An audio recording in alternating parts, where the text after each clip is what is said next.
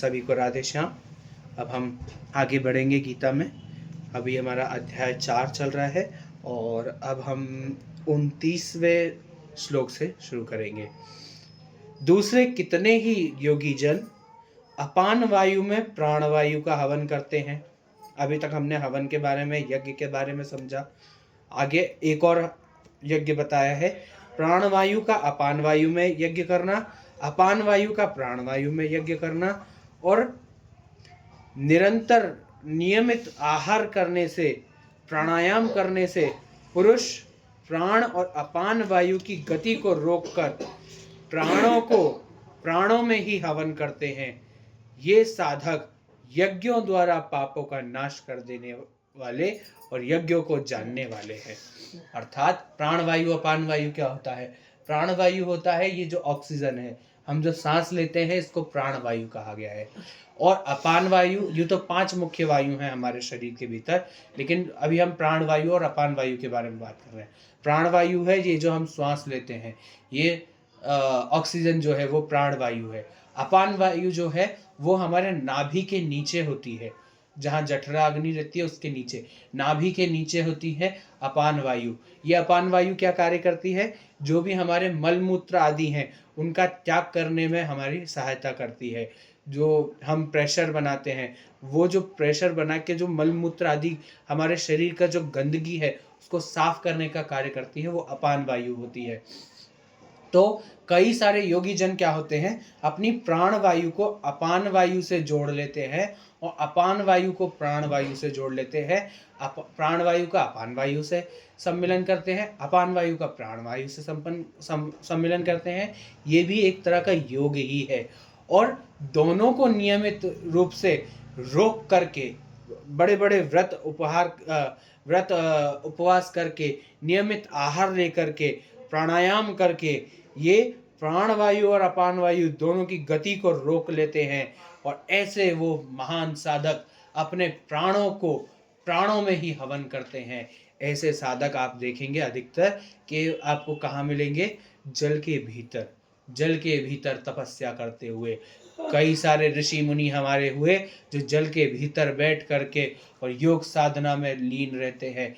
हजारों सालों तक है ना, वो जल के भीतर ही बैठे रहते हैं। अपने प्राणों में ही हवन करते हैं। वो अपने प्राण वायु और अपान वायु दोनों को रोक लेते हैं, दोनों को नियमित रूप से आहार लेकर के, और वो अपने अंदर भीतर ही रोक लेते हैं। ऐसे जो महान पुरुष होते हैं वे सभी पापों का नाश कर देने वाले और यज्ञ को जानने वाले होते हैं। और हे कुरुश्रेष्ठ अर्जुन, यज्ञ से बचे हुए अमृत का अनुभव करने वाले योगी जन सनातन परम ब्रह्म परमात्मा को प्राप्त होते हैं। और यज्ञ ना करने वाले पुरुष के लिए तो इस लोक में भी सुखदायक नहीं है। इस लोक में कुछ भी सुखदायक नहीं रहेगा, फिर परलोक की तो कैसी बात करें? परलोक में तो कुछ भी सुखदायक हो ही नहीं सकता।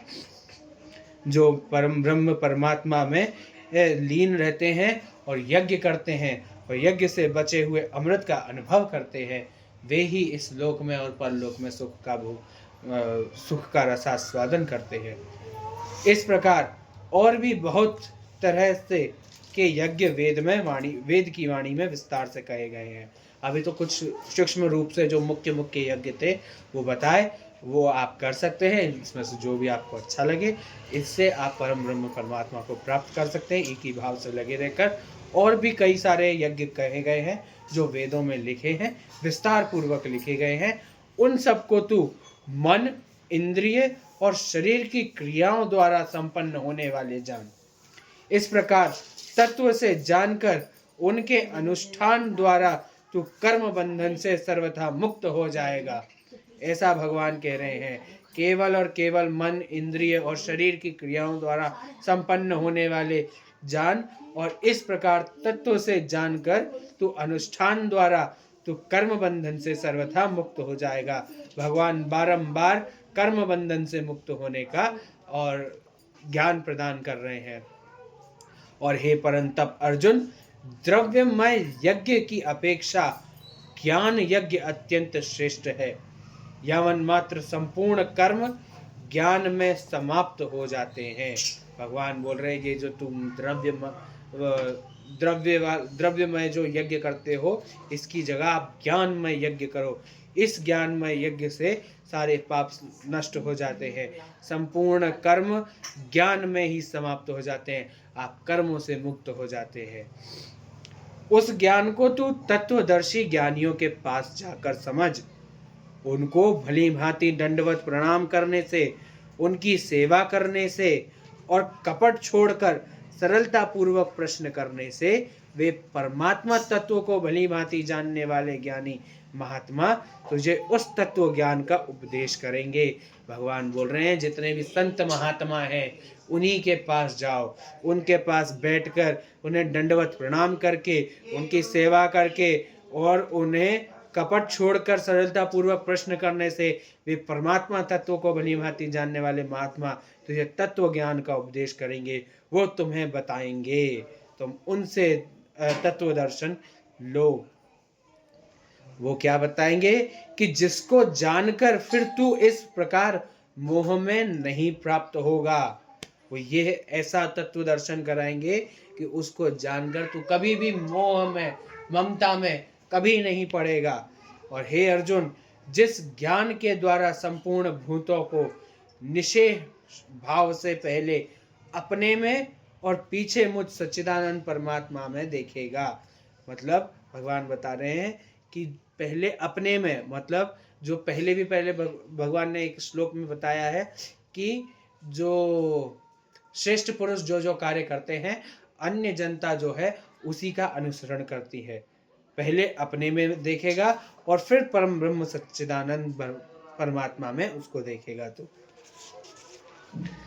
आगे भगवान कह रहे हैं, यदि तू अन्य सब पापियों से भी अधिक पाप करने वाला है तो भी तू ज्ञान रूप नौका द्वारा निसंदेह संपूर्ण पाप समुद्र से भली भांति तर जाएगा।